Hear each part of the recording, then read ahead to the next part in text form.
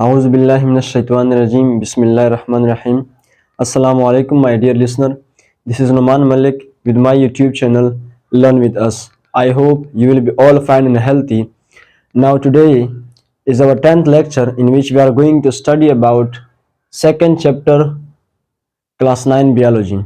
आज हमारा 10वां लेक्चर है जिसमें हम क्लास 9 बियोलॉजी के सेकंड चैप्टर के बारे में पढ़ने जा रहे हैं। इससे पहले भी मैंने सेकंड चैप्टर की पहले वीडियो अपलोड कर चुका हूं। उसमें हमने बायोलॉजिकल मेथड और बायोलॉजिकल प्रॉब्लम के बारे में डिस्कस किया है।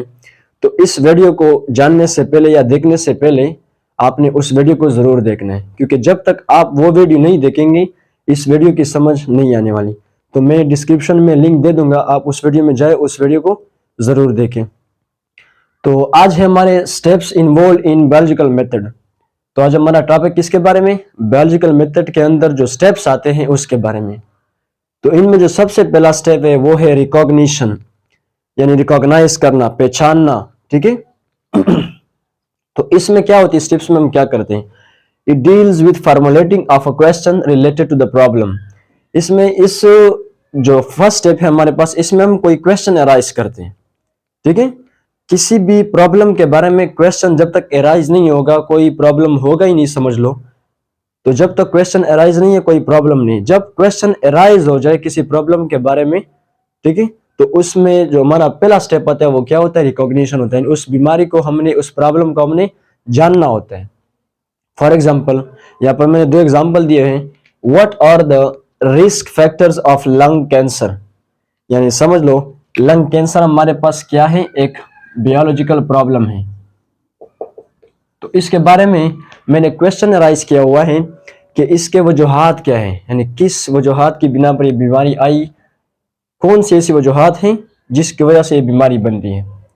दूसरा जो मैंने एग्जांपल दिया हुआ है, what is the cause of malaria, जो बहुत बड़ी बीमारी थी पिछले जमाने लोगों के लिए, ठीक है, आज तक चलती जा रही है। तो यहाँ पर भी मैंने इसी बायोलॉजिकल प्रॉब्लम है एक मलेरिया, इसके बारे में क्वेश्चन राइज किया हुआ है कि इसका काज क्या है, इसके वजूहात क्या है। ठीक है। तो इसी तरह क्वेश्चन को एराइज करना किसी प्रॉब्लम के बारे में, ये हमें क्या देता है? उसी बीमारी की रिकॉग्निशन देता है कि हमने बीमारी की पहचान कर ली है।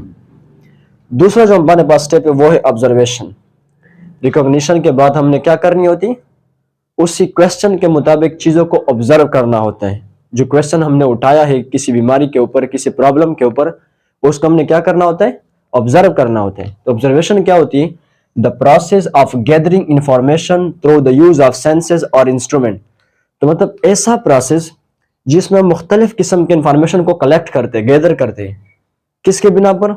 या तो अपने सेंसेस की बिना पर या इंस्ट्रूमेंट्स का इस्तेमाल करके। ठीक है। इसके अलावा फॉर एग्जांपल, अगर किसी बीमारी के बारे में, किसी प्रॉब्लम के बारे में कोई और साइंटिस्ट कोई ऑब्जर्वेशन कर चुके हैं, तो ऑब्जर्वेशन में हम कभी कभार प्रीवियस जो ऑब्जर्वेशन होती है वो भी रिकॉल करते हैं। और अगर हमें वो प्रीवियस ऑब्जर्वेशन में कोई खास बात नहीं दिख रही, तो हम जब नए ऑब्जर्वेशन बनाते हैं वो किसकी मदद से? अपने सेंसेस की मदद से। न्यू ऑब्जर्वेशन हम सेंसेस की मदद से बनाते हैं। आपको पता है कि इंसान के बॉडी में 5 सेंसेस होते हैं, ठीक है, जिनके लिए 5 सेंस ऑर्गन भी रिस्पॉन्सिबल होते हैं। ऑब्जर्वेशन को कलेक्ट करने के लिए, नए ऑब्जर्वेशन बनाने के लिए हमारे पास क्या होते हैं? 5 सेंसेस होते हैं, जिनके लिए हर एक के लिए अपना ऑर्गन रिस्पॉन्सिबल होता है, जिसको हम क्या कहते हैं? Sense organ. तो इंसान के बॉडी में कितने ऑर्गन होते हैं? 5 सेंस ऑर्गन होते हैं। ठीक है। सेंस ऑर्गन की बात करो, 5 सेंस ऑर्गन होते हैं। यहाँ पर मैंने सेंसेस लिखे और उसके साथ उनके ऑर्गन्स भी लिखे हुए हैं। तो पहला जो हमारे पास सेंस है वो है साइट, यानी नजारा करना, चीजों को देखना, किसी प्रॉब्लम को देखना। तो उसके लिए ऑर्गन कौन सा रिस्पॉन्सिबल होता है? आई। दूसरा जो हमारे पास सेंस है वो है स्मेल। कोई बीमारी है, किसी बीमारी की स्मेल की वजह से हमें पता चल जाता है कि कौन सी और किस तरह की बीमारी है। तो उसके लिए जो ऑर्गन रिस्पॉन्सिबल होगा वो नोज। तीसरा जो हमारे पास सेंस है वो है टच।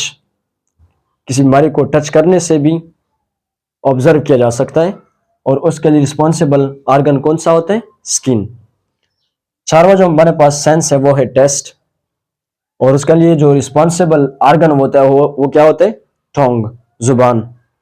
और पांचवा जो हमारे पास सेंस है वो हियरिंग यानी किसी प्रॉब्लम के बारे में आप सुनते हो, कोई आता है कि प्रॉब्लम, कैसी प्रॉब्लम, इसने क्या क्या किया हुआ है अभी तक, तो उसके लिए जो रिस्पॉन्सिबल आर्गन होता है वो होता है ईयर।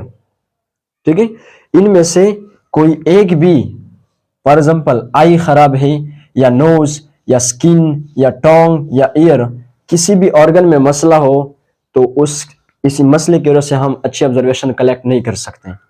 क्योंकि अगर हमारी साइट ठीक ना हो, आई, तो ऑब्जर्वेशन क्यों नहीं कर सकते, क्योंकि चीजों को देखना पड़ता है।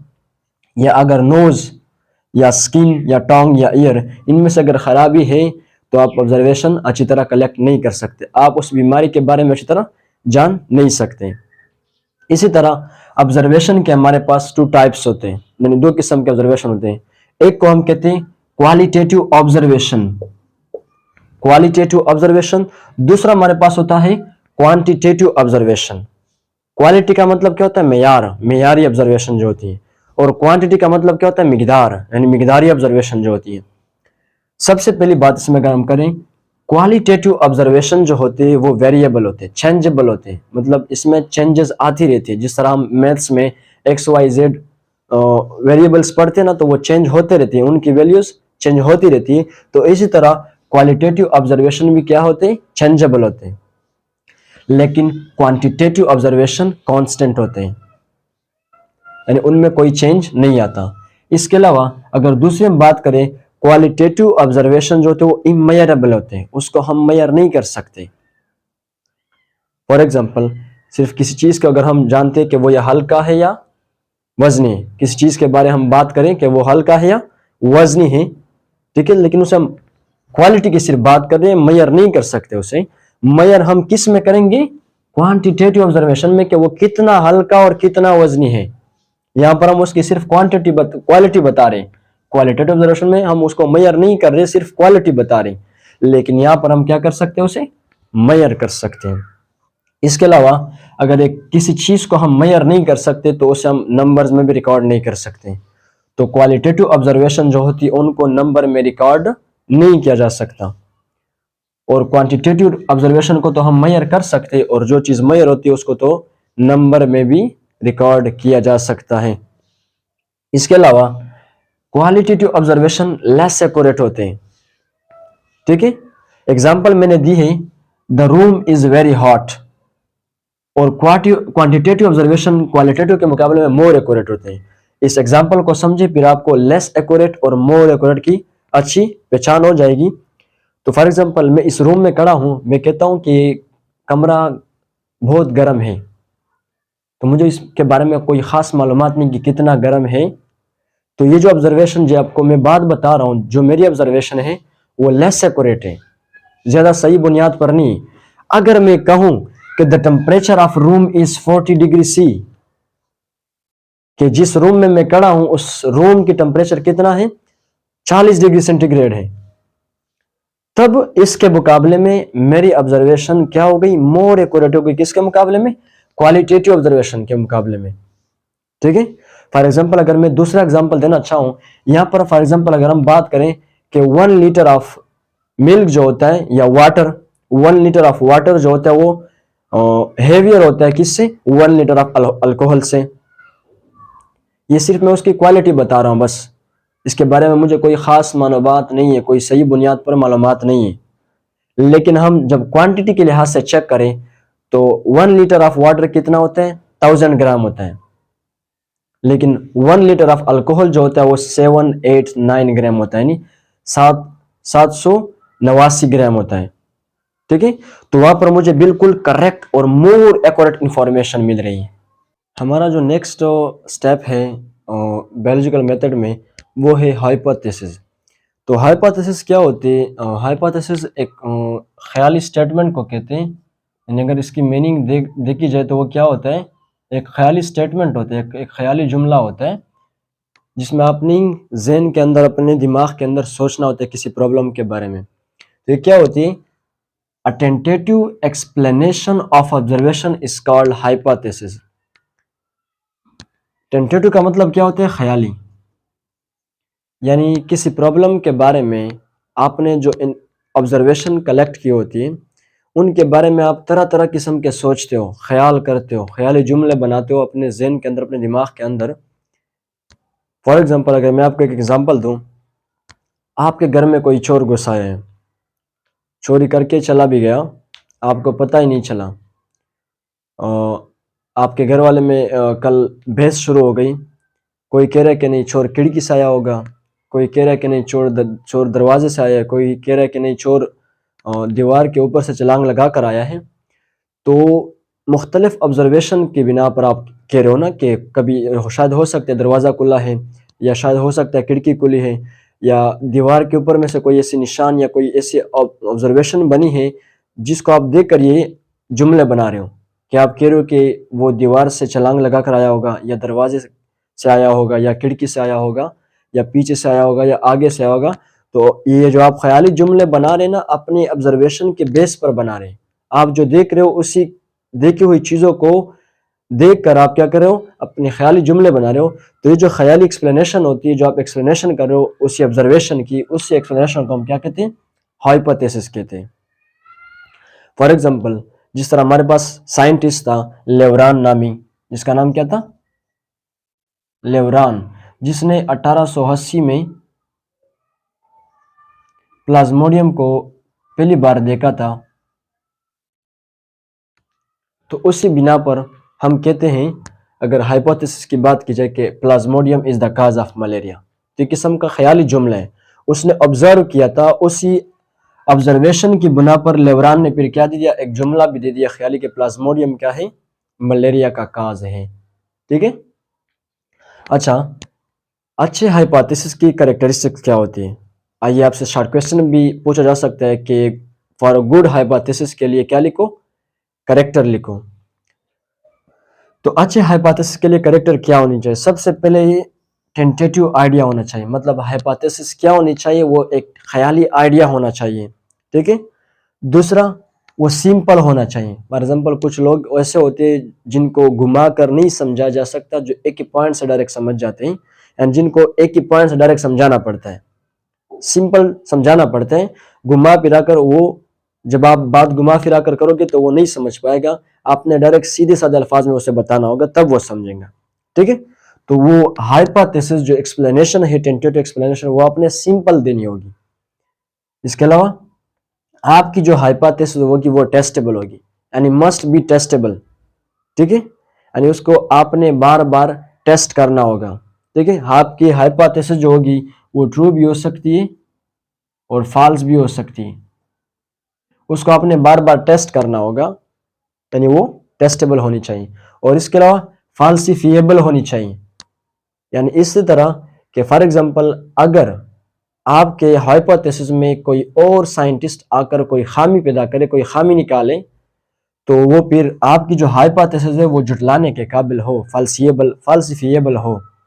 इसके अलावा आपने जो ऑब्जर्वेशन बनाए हैं वो एग्री करते हो किसके साथ, हाइपोथेसिस के साथ।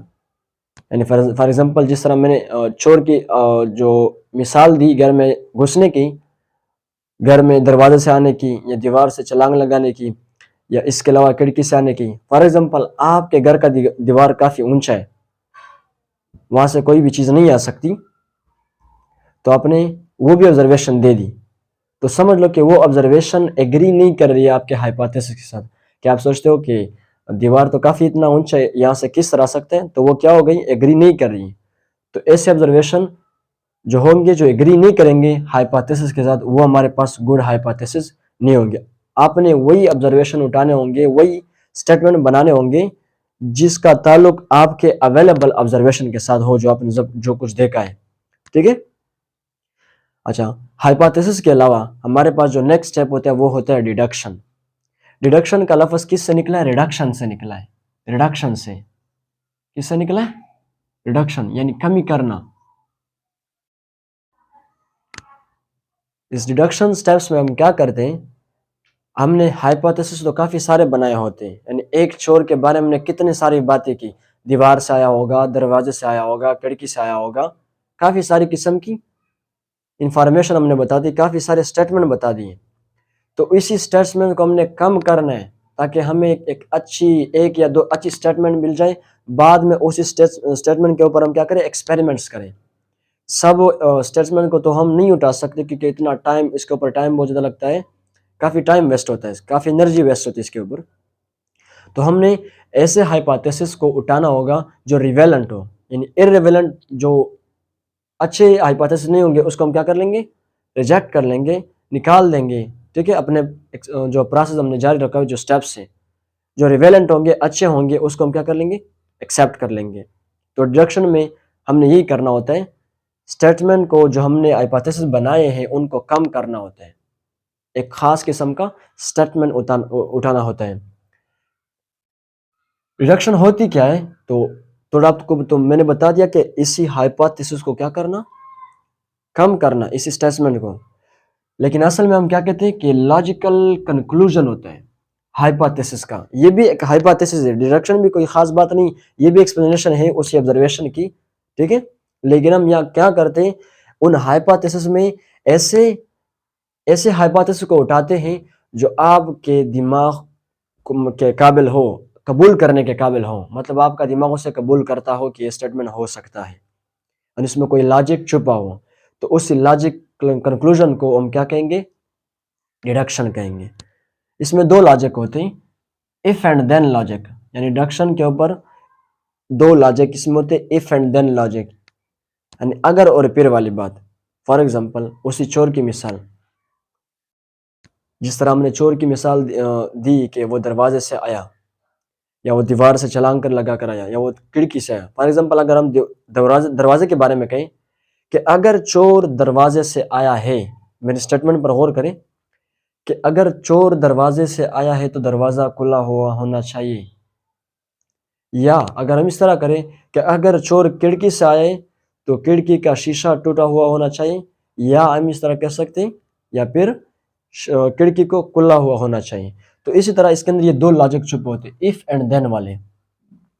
अगर हम इसी प्लाज्मोडियम की बात करें, जिस तरह लेब्रान ने ये हाइपोथेसिस बनाई थी कि Plasmodium is the cause of malaria, तो इसी स्टेटमेंट को अगर हम उठाए और इसके अंदर लॉजिक ढूंढे, इफ एंड देन वाला, तो हम क्या कहेंगे कि if plasmodium is the cause of malaria then plasmodium should be present in the blood of malarial patient blood.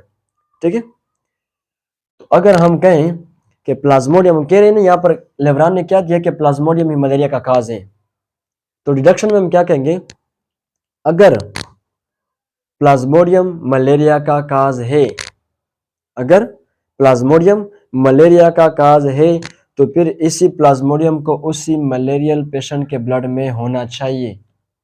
एक बार फिर सुने कि अगर प्लाज्मोडियम मलेरिया का काज है, इसी एक्सप्लेनेशन की बुनियाद पर, यह हाइपोथेसिस में दोहरा रहा हूं रिडक्शन के अंदर, कि अगर प्लाज्मोडियम मलेरिया का काज है तो उसी प्लाज्मोडियम को मलेरियल पेशेंट के ब्लड में मौजूद होना चाहिए।